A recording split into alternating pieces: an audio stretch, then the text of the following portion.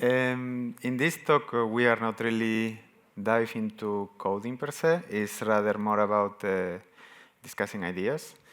So first, I would like to know how many of you are architects by name or architects by responsibility. Please raise your hand. 1, 2, okay, some here. And which of you feel like you are involved into any architectural decisions from time to time, or you are asked? That more people. Okay. So even though this talk is about my understanding of the topic, if I say stuff that you consider that is wrong, just reach later for me and lecture me, because I like to learn.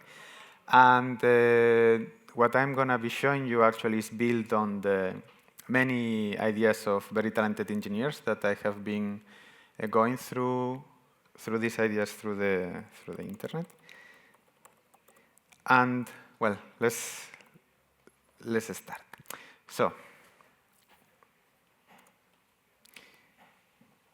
first, we will talk about the foundational idea that I already explained in Scala Days Madrid a couple of months ago. Then we will cover a little bit about the issue of coupling and cohesion, that is a very important topic in the architecture design. Then we will move into the fractal nature of these kind of issues. And finally, we will be talking about the tooling that we can use to help us.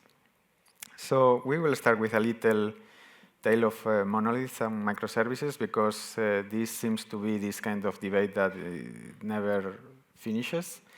Like first we all had monoliths, then microservices appear, and recently we have seen several companies that are moving back into a monolithic architecture.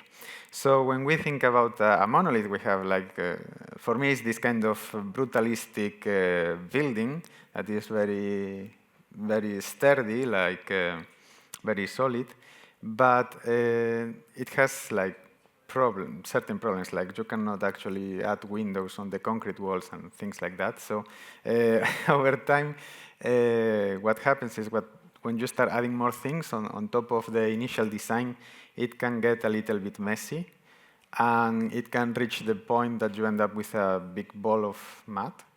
And then it's really hard to add new features or to do some changes. And during some time, what the strategy of many companies was to take these huge monoliths that were not serving them anymore and turn them into a microservice architecture. And the idea is very, like, when you pitch it, people are convinced because there are lots of benefits and promises from microservice architecture. But over time, it has the same kind of ending as the monolith. So instead of having one big ball of mud, you end up with a huge distributed little balls of mud. So you end up with the same problem.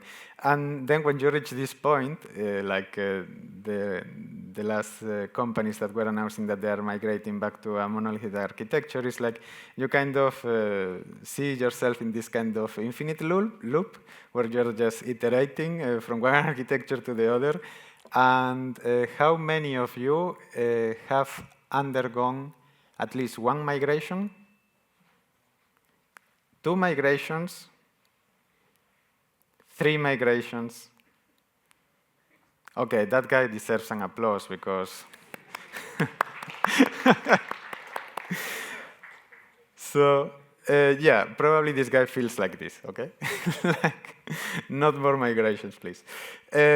So the real issue here, I think, is not the passage of time per se, but really how we handle the complexity. We can have either a monolithic architecture or a microservice architecture. The problem is not the design of the architecture itself. The problem is how we handle the complexity in one way of designing it or in the other. And this has to be with balancing the local complexity of our components and the global complexity of the entire system that our components are interacting with each other.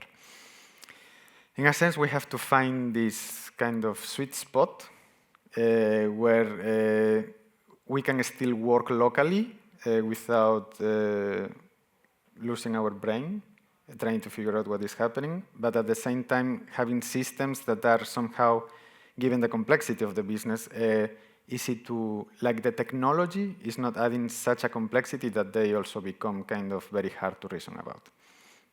So in my previous talk in Scala Days, I was mentioning some of the ideas of the diamond architecture that I work on. As I mentioned, this comes from work of other very talented engineers, like one of the engineers that I was getting inspired the most is known as his nickname Deep Inside You, Vlad. So we will go through this basic idea first. So there are a set of rules in the diamond architecture. So the first three rules are like logical layering and ordering, common identifiers, and suffixes for libraries. This is just a pathing hack for us to understand better. It does not require any change in the code. So we would define our project like we define the domain. First, this would be the core. Then we define the interfaces, that is the functionality that this component has to expose. And then we will define the implementations of those interfaces. That would be the third layer. And the fourth layer would be where we basically put together everything and is the entry point for our application. So we would get something like this shape. And this is the shape of a diamond. Now, some additional rules to this, because you get this shape, but this is just the pathing hack. But to keep it maintainable on time, the additional rules would be no side dependencies. So you have to avoid, you define the layers, like the levels on the layer, and the modules that are in the same level shouldn't be depending horizontally. And then you should define per each module the explicit dependencies, because this will help you reason about what is actually there, what you depend on, and it can also prevent you from having some kind of problems of like versions of libraries that suddenly don't work in the given module, and you can always fall back into older versions with other parts of your system having the newer version of the library. So if we were to define the program, our project this way, when we hit compile, we would be seeing something like this. First, we would get the compilation of the domain, because it's at the top. Once the domain finishes compiling, you get the compilation of the interfaces. When the interfaces finish, then it would be the implementation. Here, depending on how fast the interfaces will finish compiling, SBT could start compiling the implementation of the given interface that is already compiled before compiling other interfaces. So this is like best case scenario. The other interface, and finally, when all the interfaces are compiled, you compile the main program. As I mentioned, this is just like a pathing hack, really, because we didn't modify anything of our code. So just looking at the SBT output from the console, we will get like the proper order of our modules, and we will have, just looking at it, we will understand what is depending on what. Then with the common identifiers, we will get more or less what is the kind of area of responsibility of these modules. So for example, we have C, A, and O. And those are supposed to mean something that your team understands. If I were to ask, what do you think the C means? Probably everyone would understand that it's common, and the rest is input, and the O is output. So it's very straightforward. And finally, here, when we add the suffixes of the libraries, is like in the scenario that we had one interface for the writer, but we have to write in different places. Like you have to write to Kafka, and to Redis, and to Mongo, and to different things. So you can just have multiple implementations, and then by adding the suffix of the, this would be technical boundary, even though boundaries should be business, but inside your own application, you can define technical boundaries to understand. So you, like this, you separate the main technology for every implementation. And the last rule that is the most important of all is that you have to be aware of your context and you have to try different things. So this was the basic idea of the diamond architecture that I explained some months ago. And since then, I was experimenting with it and trying to run it in production code and having lots of feedback from my colleagues. So the benefits of this are that we shorter the compilation time because the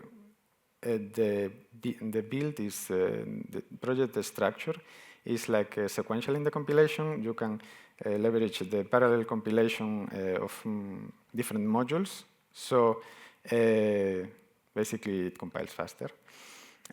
Not taking into account all the work that is being done now in the SVT compiler to improve it. As it is right now, it compiles faster if you have it this way. You get clearer context. But context here, take it with a pinch of salt, because as I said, for example, adding the library suffixes is a technical boundary that shouldn't be. But you know, at the end of the day, you have to make your life easier as an engineer. And if it's a technical boundary of implementation detail, then it's fine, because it's under your control and you are getting that information. It's not exposed to the user. And as I mentioned already, better project structures. So, what happens when we start dealing with coupling and cohesion? So this main idea that I just expressed to you, many of you might think that maybe it's a little bit overdone, like there is a little bit too much separation, so cohesion might have dropped. And also things are somehow coupled still. So let's think first about the integration strengths to try to see what are the levels of coupling that we can have. So we can have no coupling, that this is the best case scenario, but this hardly happens. Our code is always going to be relying on something else eventually. Then we have the contract coupling, model coupling, functional coupling, and the worst case would be the intrusive coupling, where we can access things via reflection. So also take these ideas, like for code that is for use cases of business, don't take this for library development, okay? Because in library we have to use lots of hacks and lots of reflection and things like that. So don't take it for libraries. So we will focus on these three, okay? So contract, model, and functional. So let's explore all the three. So the functional coupling is that components change together. And this happens when, for whichever reason, there is a change that you have to implement. And because your boundaries are not well defined, like cohesion is not as it should be, you have to change code into places to keep the work coding. And this happens when you have, for example, duplicated business rules. If you only change it in one place, suddenly you push it to production, and suddenly the information that the business is getting in one graphic is matching the expectation, but if some other place is receiving information that has not been updated, the data starts to be divergent, and people start to question if the data is correct, and this can be problematic.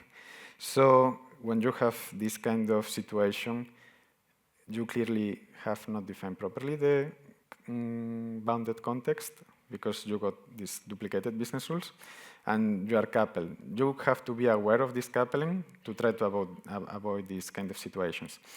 So do we have functional coupling here in our proposed ideal model?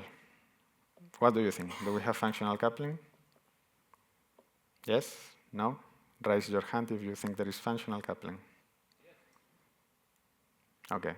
So later you come talk to me and explain me why, because I think we shouldn't have functional coupling here, but you can explain to me your point. Then the model coupling is that a component can access another component's model. So it is, in Scala, it's very easy. It's basically you declare a case class in a module, and another module needs that case class to serialize, deserialize whatever thing, or add some functionality to it. And then basically the domain of one module is being split into the other. So do we have model coupling here? Yes or no? Raise your hands if you think there is model coupling.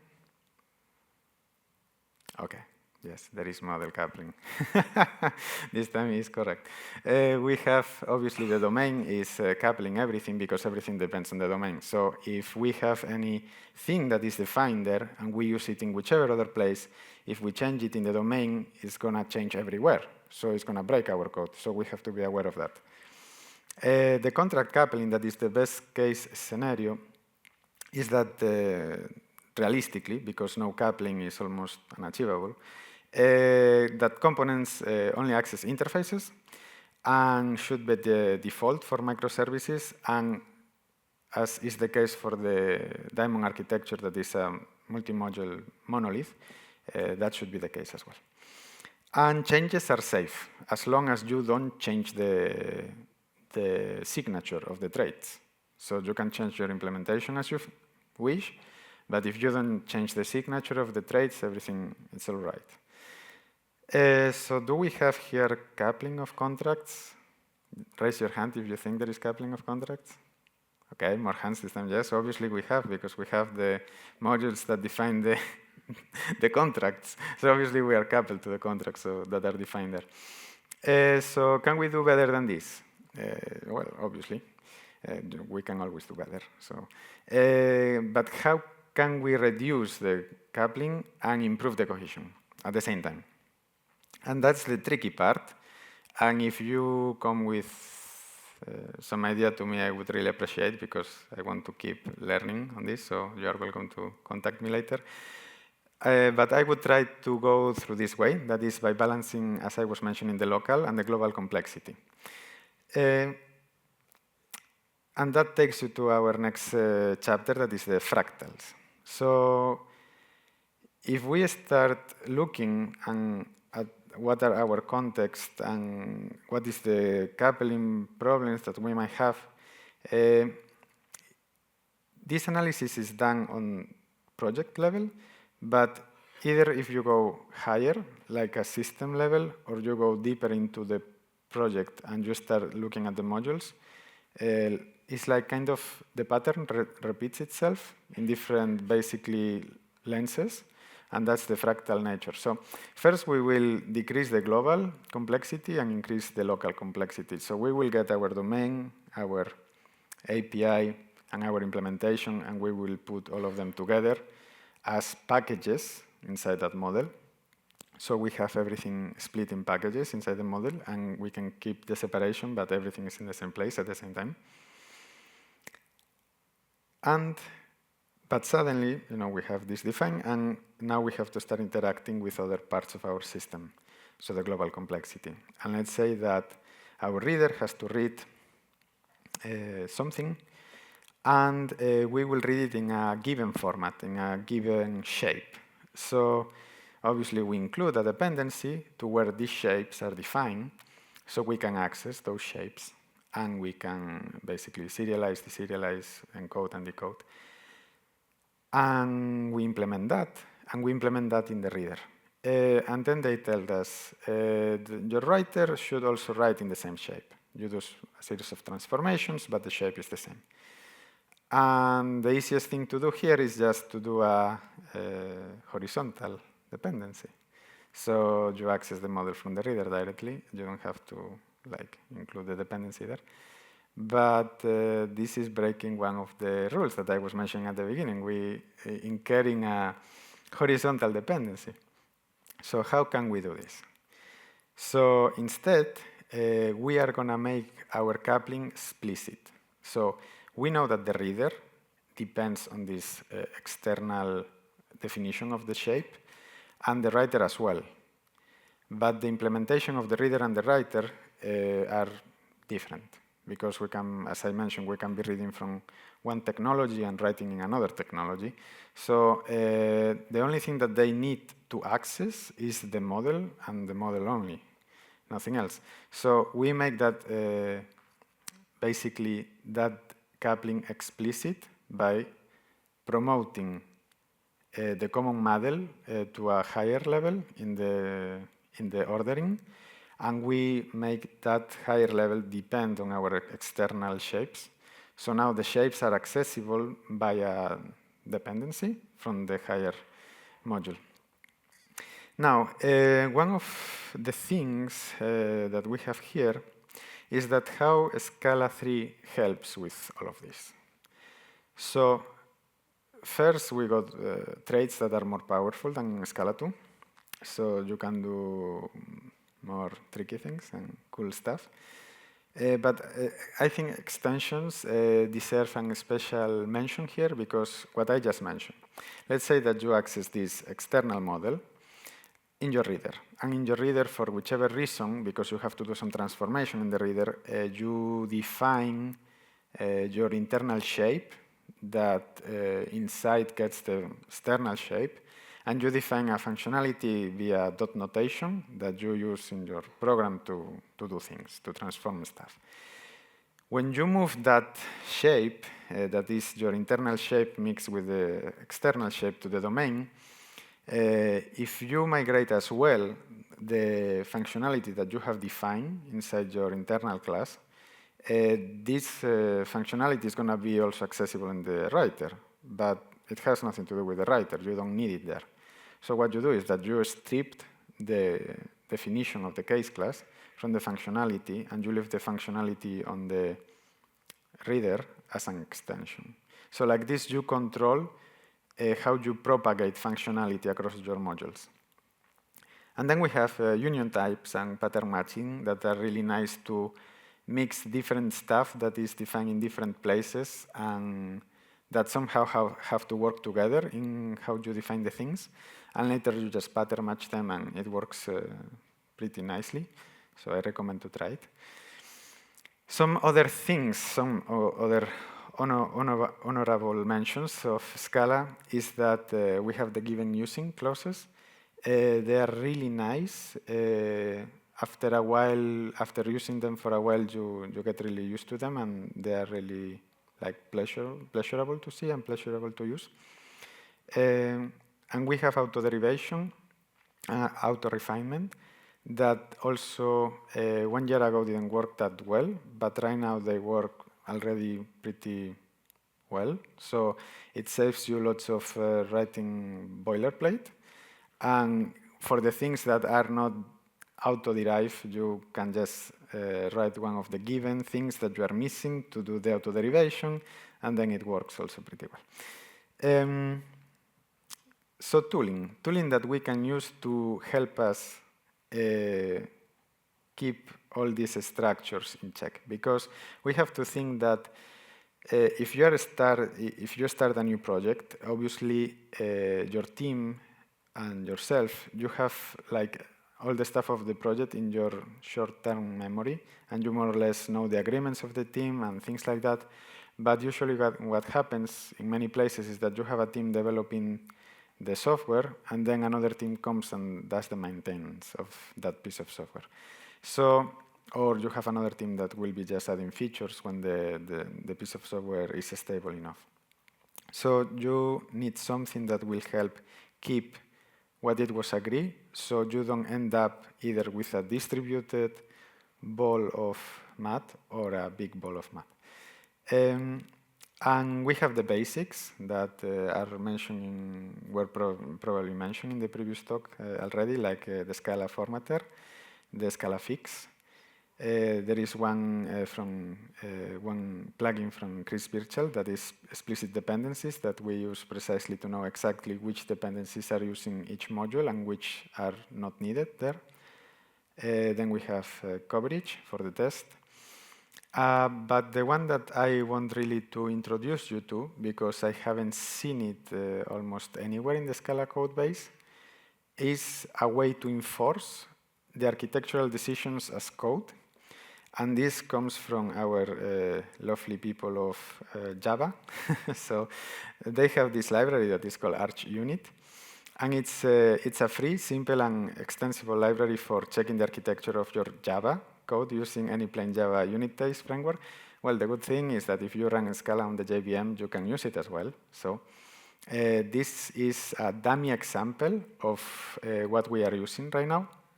So, for example, you would have a rule for your packages inside your modules. So you have your organization repository.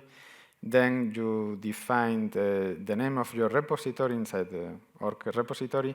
And then basically you establish which module can depend on which other module. Like, for example, we use iron, that there will be a talk later, and I hope you will like it. So we use iron to refine our types, so our domain depends on iron, it's allowed. And then the rest of the stuff depends on domain.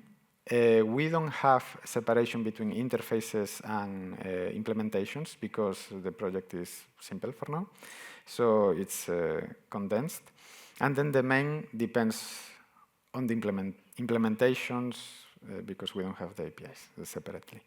And like this, if someone came in the future and wanted to bypass some of the hierarchy, like you add a new feature and you directly want to access something that is defined somewhere else, and you bypass the layering of the project, when you run the test, this test will fail, and you are not able to deploy or to merge the code or anything like that. And one person would have to go to this test and modify it, and later you go to git blame, and you know who destroyed the stuff. And you can blame this person saying you did wrong. Okay?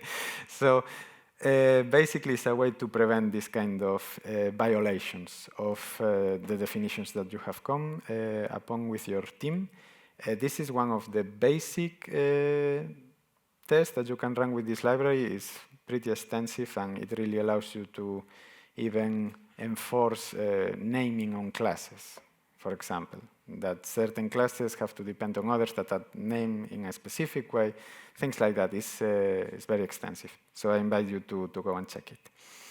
So after trying this to implement my original idea, but later seeing that for small projects it's a little bit over-engineered, and then analyzing the different behaviors of the modules and the projects and the global complexity in general, and how you interact with other pieces of software in your organization, I have to say that this idea allows you for faster bounded context iterations, because when you see that you have to promote too many things from one level to the other, and then you are suddenly exposing too much functionality where it shouldn't be, or too many shapes where they shouldn't be, or it's like it's very easy to detect the design smell. So you're like, maybe this is not the correct way of defining this service or defining this context or this bounded context. So it gives you this early smelly alert that it's not okay what you are doing at that moment. Then obviously you can do reversible decisions. If you define the traits, as I mentioned, and you have contract coupling, you can just basically create n number of modules that inherit that trait, and you can do different implementations, and you can actually test which one is more performant or which one scales better for your needs if the needs in your business change. So you can just basically go back and forth and trial and error. And because you are forced to propagate or contract shapes and functionality from one layer to the other, your coupling becomes explicit. If you are not allowed to do horizontal dependencies, if you want those two things, or three or four, to have access to the same stuff, then by the build itself, you know that you have a dependency. And so the coupling becomes explicit in that sense, and you are aware of it. And when you suddenly have to change something in one of your modules, and it will affect how this shape is defined in the higher layer, you know, oh, if I'm going to change this, I'm going to impact all of these other things that are accessing this thing. So it's more explicit. So this is the work in progress of my idea. Hopefully no more brutalistic monoliths or over-complicated things, but a really lovely connection of diamonds of different shapes and different levels on itself. And that's it. Please come to me, talk to me, and tell me what you think. And I would like to keep exploring this topic. And I think, as Martin mentioned in the first talk, that since the LLMs are gonna write most of the code, we should be switching into actually a better design in our software solutions. So, thank you very much. Any questions? Thank you, David.